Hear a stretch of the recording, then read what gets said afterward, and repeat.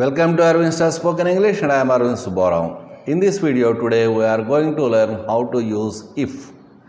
If అంటే అయితే, అయినట్లయితే, జరిగినట్లయితే అనే మీనింగ్ ఇస్తుంది. ఇది ఎందుకు ఉపయోగిస్తామంటే ముఖ్యంగా ఇఫ్ని షరతులు పెట్టడానికి ఉపయోగిస్తాం.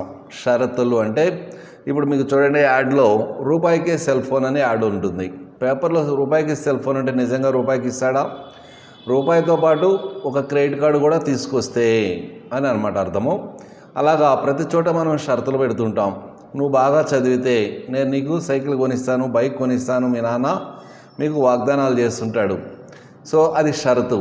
అలాగే నువ్వు బాగా చదివితే మంచి మార్కులు వస్తాయి, మంచి మార్కులు వస్తే మంచి జాబ్ వస్తుంది. ఇట్లా ఇది జరిగితే అది జరుగుతుంది, నువ్వు ఇది చేస్తే నేను అది చేస్తా. ఇలాంటి ఈ అయితే అనే డైలాగ్ అలా మీనింగ్ రావాలంటే దాన్ని ఇంగ్లీష్లో మనము ప్రొబాబుల్ కండిషన్ అంటాం. ఆ కండిషన్లో చెప్పుకుంటే వస్తుంది. ఆ కండిషన్ యొక్క స్ట్రక్చర్ ఏంటో చూద్దాం. If plus present simple plus future simple. If plus present simple future simple అంటే ఇఫ్ పక్కన ఒక ప్రెజెంట్ సింపుల్ రాసుకోవాలి. ఇది ముందు జరిగే పని. ఫస్ట్ ఈ పని జరిగితే నెక్స్ట్ దాని రిజల్ట్గా రెండో పని జరుగుతుంది. రెండో పని ఫ్యూచర్ సింపుల్లో ఉండాలి. అయితే ఫ్యూచర్ సింపుల్ అంటే ఓన్లీ సబ్జెక్ట్ విలే కాదు. స్ట్రక్చర్ చూడండి ఒకసారి. If plus subject plus verb one plus object. ఇంతవరకు నో డౌట్ ఇది present simple. Subject verb one object present simple. If plus subject verb one ఆబ్జెక్ట్కి subject plus will plus verb one plus object. Subject plus will plus verb one plus object అనేటటువంటి structure రాస్తే future simple అవుతుంది. అయితే విల్తో పాటు మనకి ఇంకొంచెం options ఉన్నాయి. Will కానీ షల్ కానీ రెండు ఫ్యూచర్ని ఇండికేట్ చేయడానికి ఉపయోగించవచ్చు. లేదా ఎప్పుడైనా ఎబిలిటీని ఇండికేట్ చేయవలసి వస్తే కెన్ కూడా ఉపయోగించవచ్చు. లేదా డౌట్ని ఇండికేట్ చేసేటటువంటి నీ షరతు మే కూడా ఉపయోగించవచ్చు.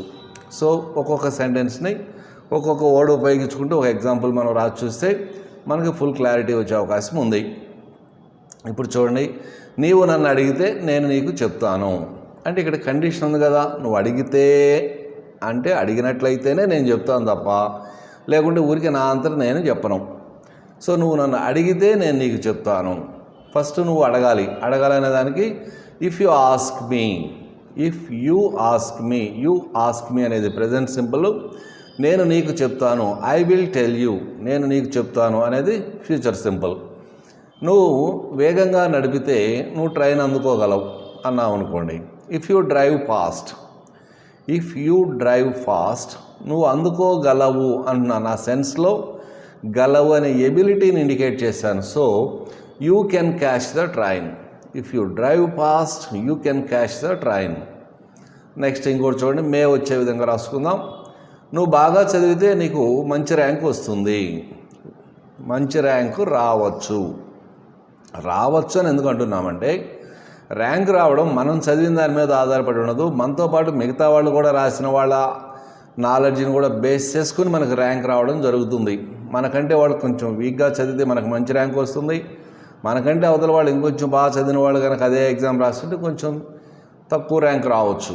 సో రావచ్చు అని ఎందుకు అంటున్నామంటే there is a doubt.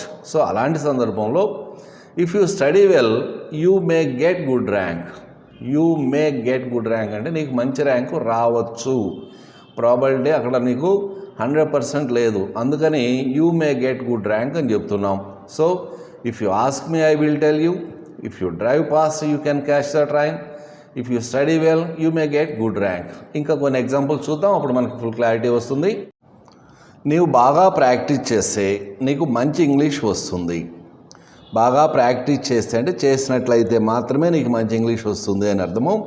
If you practice well ఇది present simple. You practice well. If you practice well నువ్వు బాగా ప్రాక్టీస్ చేస్తే నీకు మంచి ఇంగ్లీష్ వస్తుంది. You will get good English. అతను CA పూర్తి చేస్తే అతనికి మంచి భవిష్యత్తు ఉంటుంది.